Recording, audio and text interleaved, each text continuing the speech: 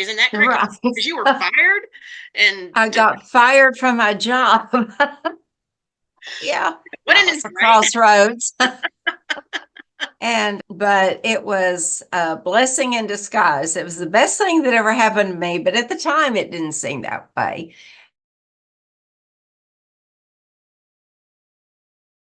Hi, everyone. It's Samantha Tennant, and welcome to another Fresh Fiction Book Club. Tonight, I am so excited. We have a literary legend with us, Sandra Brown. Yes, I know, Sandra, you're like, oh my gosh, but you are a legend. You have been writing for so long, so many different bestsellers, 76 New York Times bestsellers, over 80 novels, more than 80 million books in print worldwide, translated into multiple languages, multiple genres. Welcome. It's so good to see you again. Thank you so much. You'll be the first to know. As of today, Blood Moon is my 77th New York Times bestseller. Well, Uh, that it, is it, certainly a great birthday present, also, since I know today right, is your right. birthday. It Happy is a birthday. birthday present. I found out this afternoon about 4:30, almost 5 o'clock, that Blood Moon came on at number 5, hardcover, number 4, hardcover and ebook combined. And it was a great birthday present. And so I'm celebrating tonight about that. But yeah, and I still, the excitement and the most of all, the gratitude never goes away. I'm so grateful for my longevity, but most of all for the people who have continued to read my books and become fans of my books. And so thank you to all of you. I'm very grateful. It's best birthday present ever.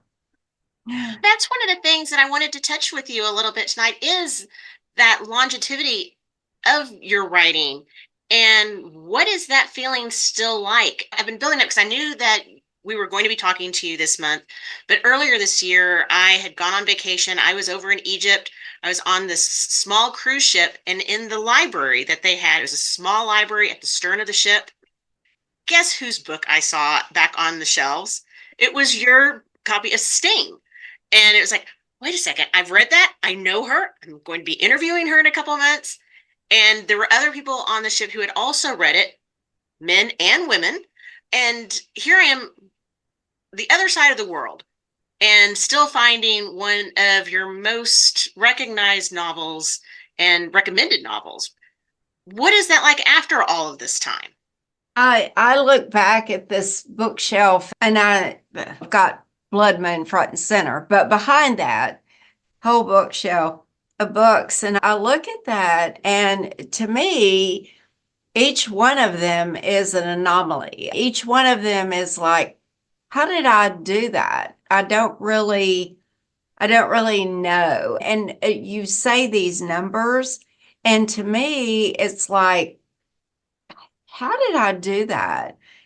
And I don't know. I just know that when someone sends me a photograph from a cruise in Egypt or Lithuania or anywhere in the world, and there's a bookshelf of Sandra Brown, and it just is remarkable to me because I consider myself as a workhorse. I sit at this desk every day with this keyboard, and I'm scared to death that I'll never come up with another story. I'll never come up with a compelling character again.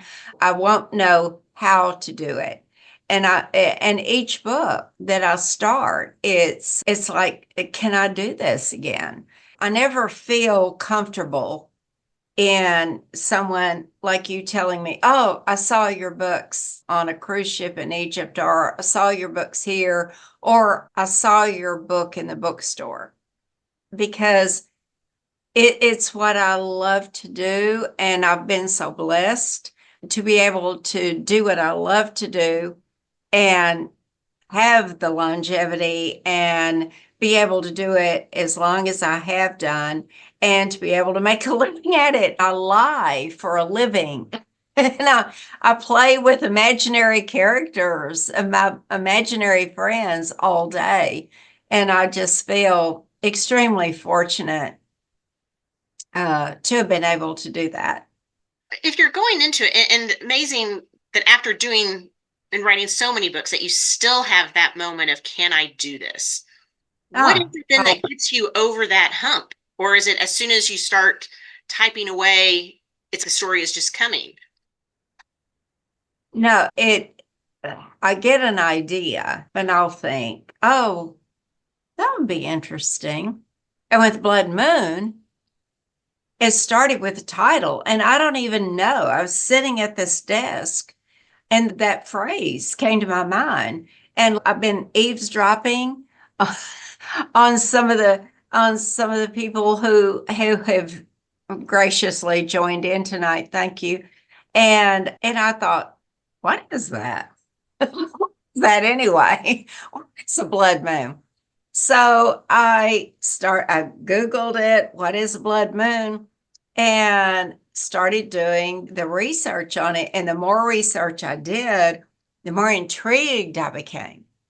And I called my editor, and I always turn in a title late. They're usually about to go to print before I have the title. There have been very few books where I got the title right away. I called him and I said, "You're going to be so happy with me." Title. And he said, "What is it?" And I said, "Blood Moon." And he goes, "Ooh, I just got cold chills. What's it about?"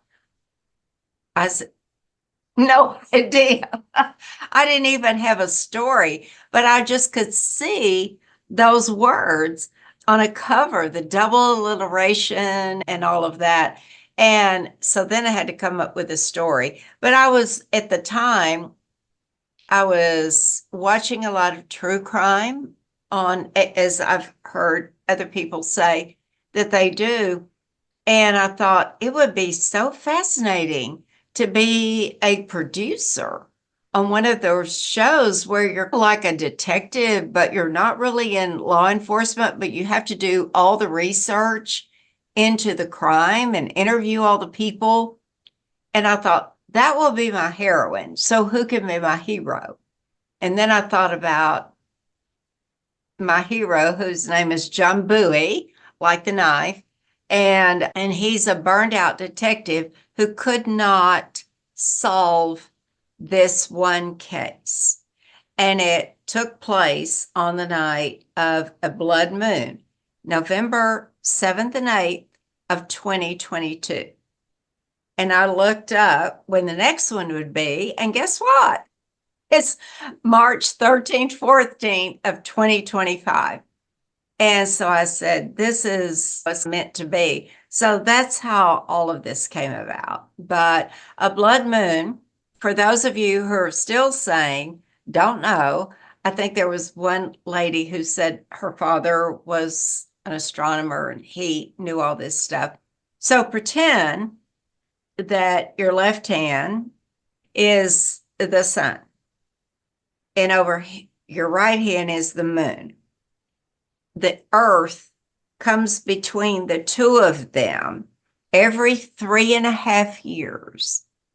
And in that year, there are two blood moons. But the astronomical lineup is that the sun is here, the earth is here, and it has to be a full moon. And the earth is casting the perfect disk of a shadow onto the full moon. And the reason that it turns orange or red is because the sun is reflecting light through the Earth's atmosphere onto the moon. So instead of white, it's red or orange. I didn't know any of this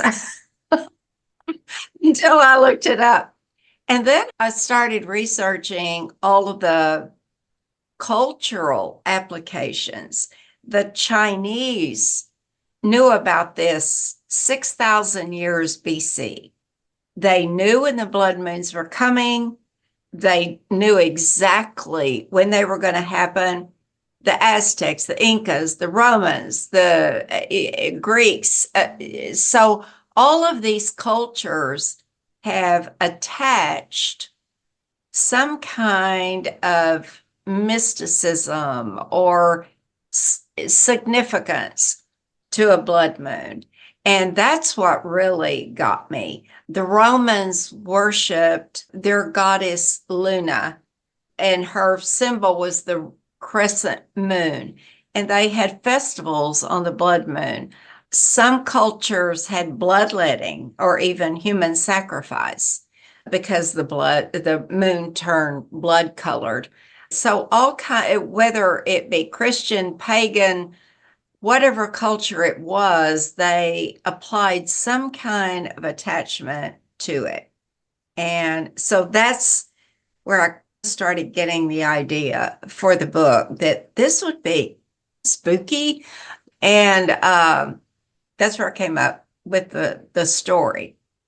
I was able to call my editor about 4 weeks later and think, I think I have a story to go with that title. And then how about the character development? Because that's one of the elements also of so many of your stories is that you write such compelling and relatable characters that your readers can identify with and the different challenges that they are going through.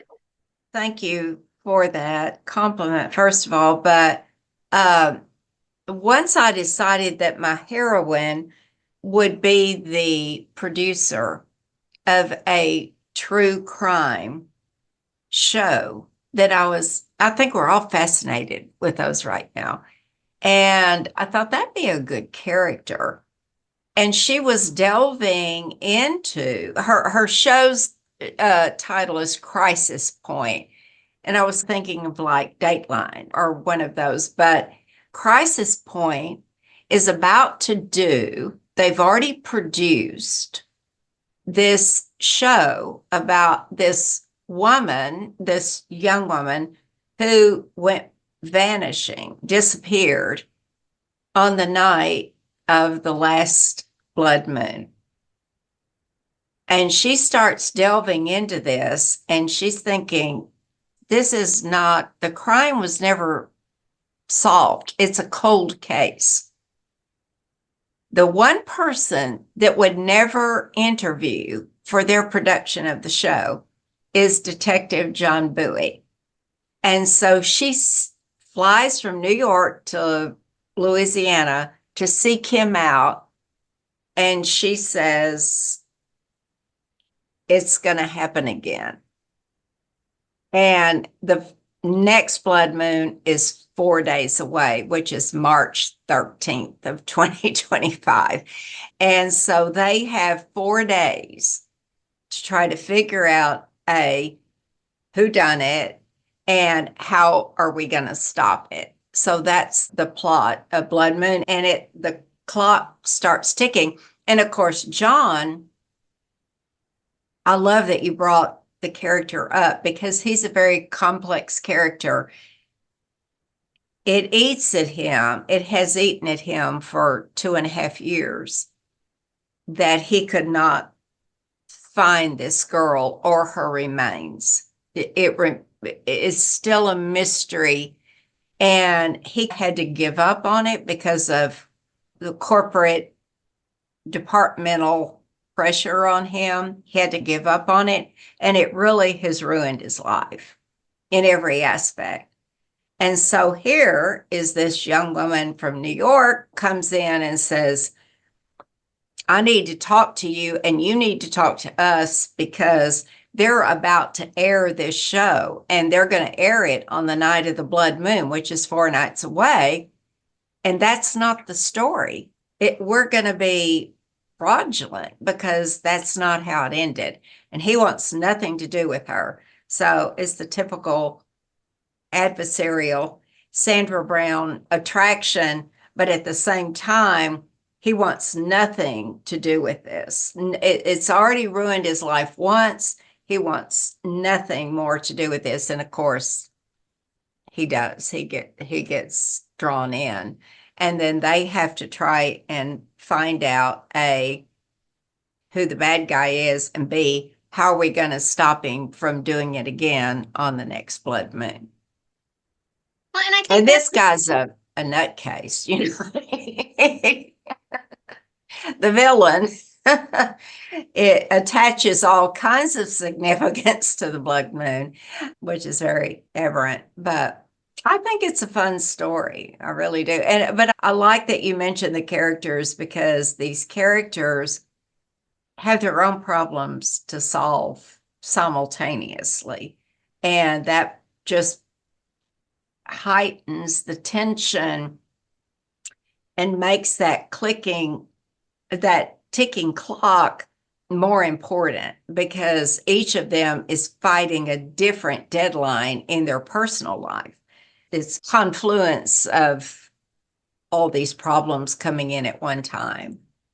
I think that's also the element that does make so many of these characters relatable. We all might not be that Louisiana detective that has had the various bumps, but we all have our own bumps, and that you need to figure out how to overcome them to move on. Because, and again, to your some of your own past challenges, that's how you actually really decided to start writing.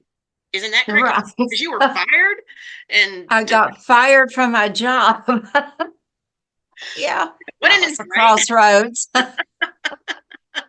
But it was a blessing in disguise. It was the best thing that ever happened to me, but at the time it didn't seem that way.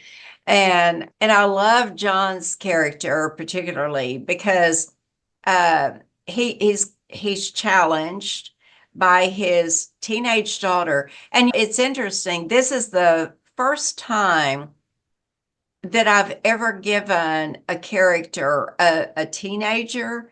It's always been, if they had a child at all, it was always a baby or a young child. And I thought with John's character that, and he's a little older. He's what did I say, mid 40 or early 40s? Yeah. And I thought, what if he had a teenager? And of course, that kind of fits into the plot. But I loved their scenes together because it was a single dad divorced from the mother who is awful. And he's really trying to help his daughter. And yet she's presenting a lot of challenges to him that I think my readers could relate to. It's when you see a child kind of veering off the path and you're trying to draw them back, but you don't want to do too much because then you may drive them away completely. So I thought that was very relatable. I thought that all of the relationships that John has in this book, of course, with the heroine, but also with his employer, with his daughter, with his ex-wife, with his best friend, Mitch. And those of you who will read it, may read it, I hope you'll read it, pay close attention to Mitch because he's the hero of the next book. So I couldn't let him go. I just loved him so much. So he's totally different from John, but he is the hero of the next book. So I'm about to finish his book. Do you find yourself gravitating more toward certain of your characters?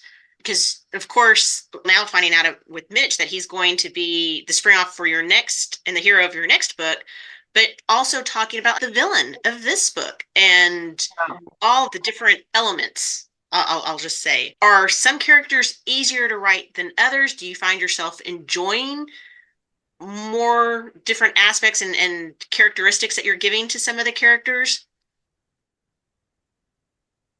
Writing the villain is always hard for me because I don't like to think of these people.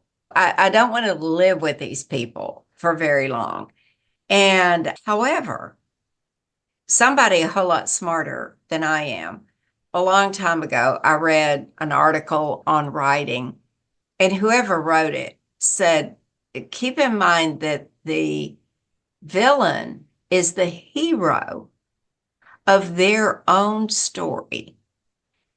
They, in their mind, no matter how twisted it may be, or whatever their motivation, it can be a power thing. Whatever it is, they're the hero of their own story. They think they're justified in everything that they do. And in this particular book, it was hard because he really is what we would call a whack job, I think. But he's creepy, he's spooky, and yet in his mind, he's perfectly justified, which to me is the scariest thing possible. Because if you see someone walking down the street and they look scary, you're automatically afraid, but you don't think about the person next to you. It's a Ted Bundy thing. Yeah. You don't think about the young, good looking, charismatic person being capable of that kind of thing. So you overlook them and you're afraid of the guy across the street who looks scary.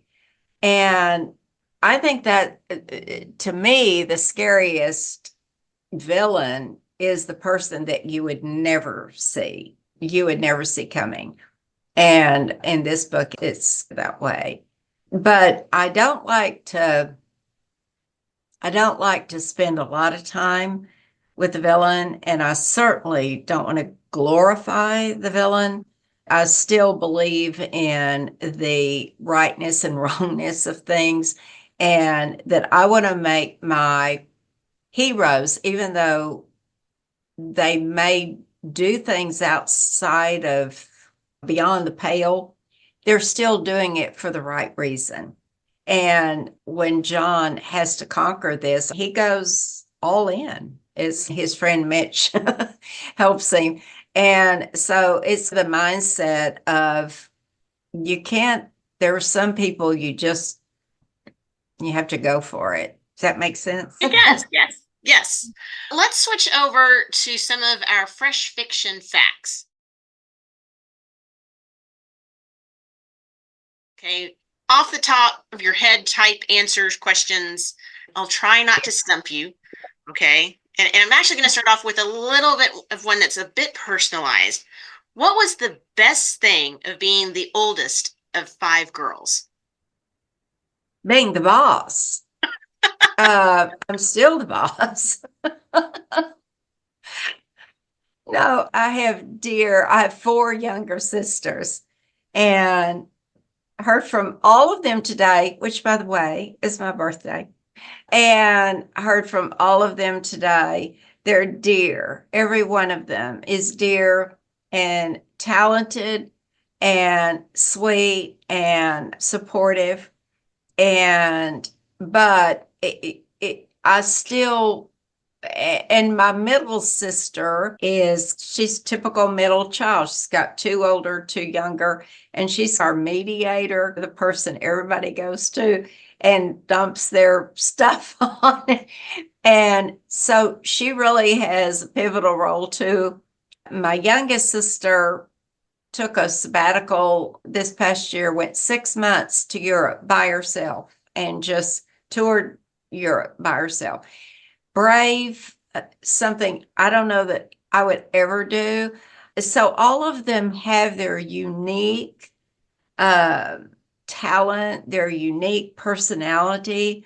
But I still feel as though because we've lost both parents. And so it's kind of like I still feel a shepherdess role, but I let them down all the time because I'm working all the time. And so sometimes I'll get text, where are you? What are you doing? I'm writing. And it'll be, but yeah, when we were growing up, I was definitely the boss. And I but I was also vested by my parents with a lot of responsibility. So that role was thrust upon me also, but it was a role that I fit into really well. I'm the administrator. We have different roles, and I'm definitely the administrator. It's okay, we got to get this done, we got to get this done, we got to do this, we got to. For birthday presents, do you like one big present or lots of little ones? Birthday presents. Oh gosh. I like, I really like little ones. I like the ones that someone really thought out. Yeah. I got a book from one of my sisters, and it's about the Metropolitan Museum in New York. And she knew that would appeal to me. And so I like the small things that mean a lot. That's what my dad gives me a lot of. Is he finds various books and on all sorts of topics, and Yeah. Yeah. I never would have picked it up on my own or found it, but Right. Right. each one tends to be spot on. Yeah. For opening gifts, do you like to unwrap or are you just wanting to pull it out of a bag? Oh, I kind of like to unwrap. It's the suspense element, I think. It's wait and see. Often in when I'm in speaking to a group and someone will be talking about how do you come up with ideas and how do you write all of this? And I will say, I know the secret of writing suspense. I'll tell you later. And it's that holding back the suspense. So I would say that I probably like opening the present. Surprise parties, yes or no? No. It was a very definitive no. Yeah. No, I don't like surprises.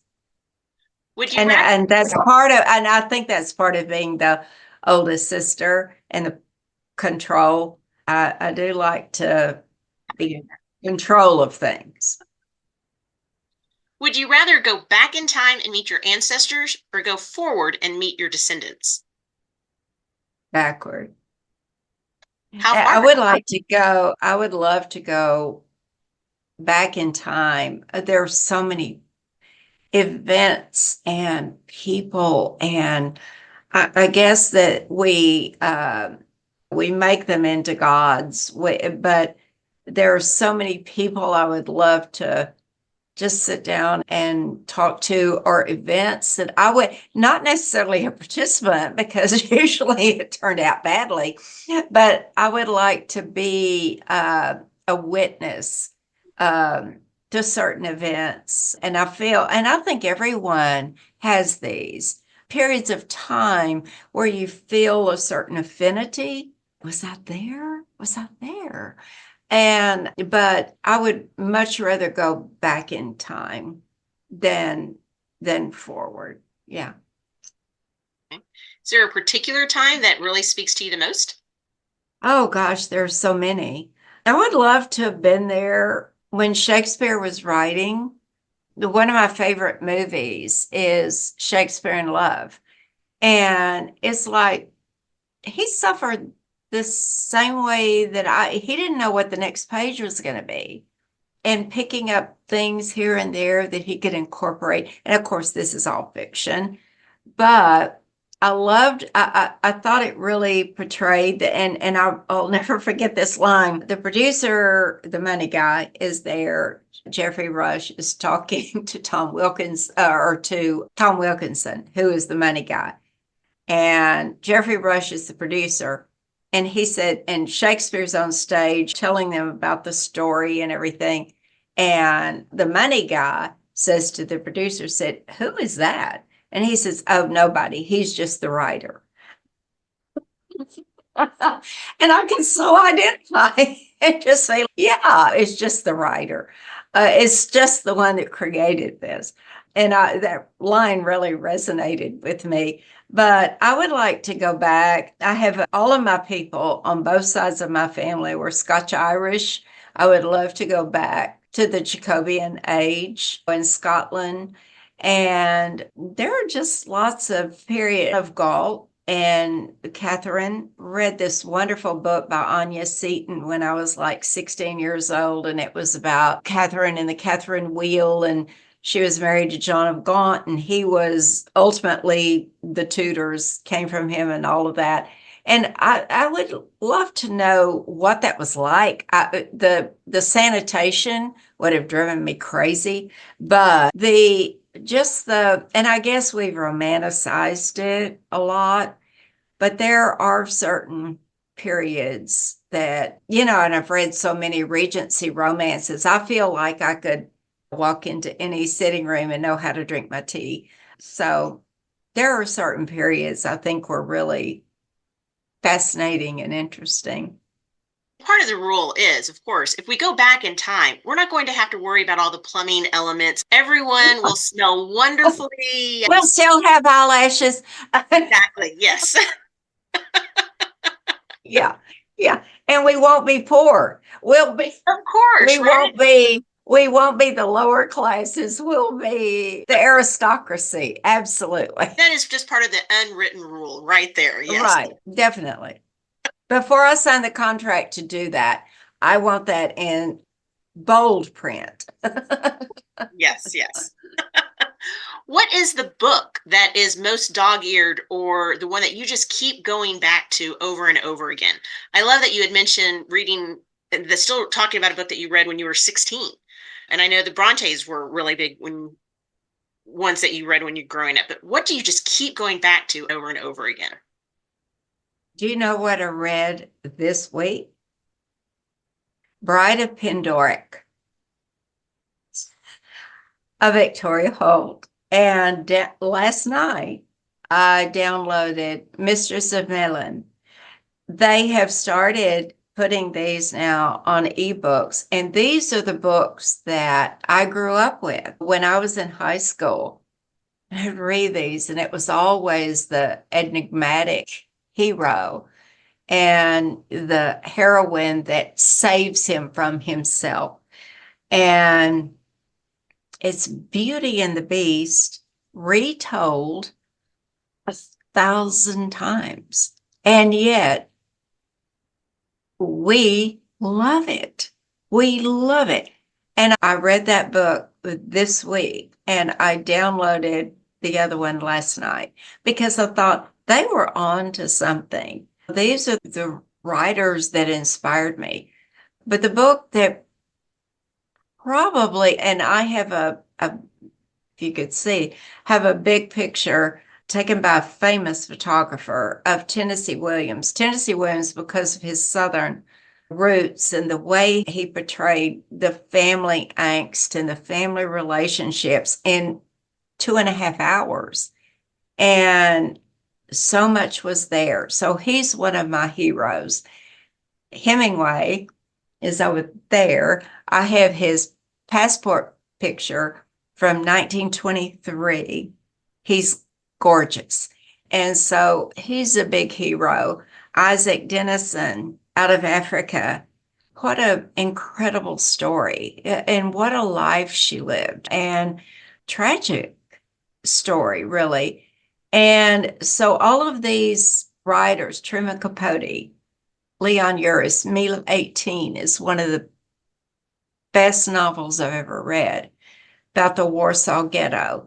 But the one that really influenced me was Eye of the Needle.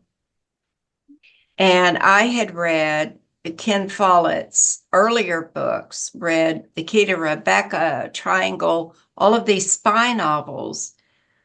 When I got to Eye of the Needle, and it's about a Nazi spy and this married English woman. And his charge is to find out whether the Allies are going to land on Calais or Normandy. That's what he's there to do. He is an assassin. He is the anti-hero. But he gets to her island and the sexual tension. This is one of the sexiest books. And you're thinking, how can this possibly be? And that was the key to it. That was the thing. It was forbidden, the forbiddenness. And she didn't find out until late in the book what he was about. But the chemistry between them, the sexual tension, the love scene between them was so sexy. And in my little pea brain, I thought there's a way to combine the suspense and the relationship, the sexual relationship. And it's all about that tension. It's all about, do I want to? Yeah. Can I? No. And I thought if you incorporate that forbiddenness with the suspense, it just, it heightens both elements of the story because the personal relationship that's building heightens the suspense because they can't go on 5 dates together. It has to be within a matter of days. And the suspense has to heighten the romance for the same. It's all and so I thought you can combine those two things. So that was a very influential book. And of course, when I met him years later at International Thriller Writers, I was a blithering idiot. I couldn't even speak because, first of all, he's gorgeous and he's got this gorgeous accent. He was dressed beautifully, very posh, and I was just overwhelmed by how amazing he was. But I said, thank you for that book because it really did influence my writing a lot. It's if it's easy for the hero and the heroine to be together, you don't have a story. It's got to be difficult. And so I try to bring two people who are working toward the same goal, but they're coming at it from different directions. So they have to be reluctant allies trying to solve the same problem. And yet the reluctance is there, but also the attraction that they can't resist. Well, continuing that theme, of course, we've got the mix of suspense and love story in Blood Moon, and you've given us a little bit of a hint of your next book, because even though Blood Moon just came out, we always want to know, when should we be able to expect the next book? What other hints? Well, it'll be this time next year. I haven't quite finished. I had to leave poor Mitch. I told my editor today, I said, I feel like I've orphaned. He's over, but I had to take it, very important, take time out to do all of the publicity and the publishing of Blood Moon, which is essential, by the way, to do. But I'm like this far, 30 or 40 pages from finishing his books. And I keep thinking, what are they doing while I'm not there? What are they doing? They're not missing it because I feel like they're like, we want to get on with this. But anyway, it will come out about this time next year. And did you have the epiphany for a title with this book also? I have the title, but I'm not sharing it yet. Okay. Okay. But I will say it will fit in. But yeah, the publisher has approved it. But we like to do a splash on that, a joint effort on that. And I'm going to wait a while on the title. With that tease, then, where is the best place for our readers and listeners to be on the lookout for it and to find out what else is going on? My website is sandrabrown.net or .com, and it has all the information to come. I'm on Instagram, Facebook. I think it's author Sandra Brown or Sandra Brown author. See, social media is like the bane of my existence, but I do have a lovely marketing person who does a lot of that for me. But I'm on Facebook, I'm on Instagram. You can find me. You can find me. Well, that's what happens when, like I said at the very beginning, when you are a literary legend, you are all over Uh, social media. People can find your books. And for those that have not yet picked up the latest Blood Moon, again, we heard it here, was announced, New York Times bestseller. Again, this is fantastic. And be sure and pick up your copy. And especially it's great timing since the actual Blood Moon is happening this right. week. That wasn't an accident. Again, really good marketing, right? Yeah, because I had said last whenever it was in 24, uh, I said, and the next blood moon, and we had talked about moving my pub date from around Labor Day into the spring of the following year.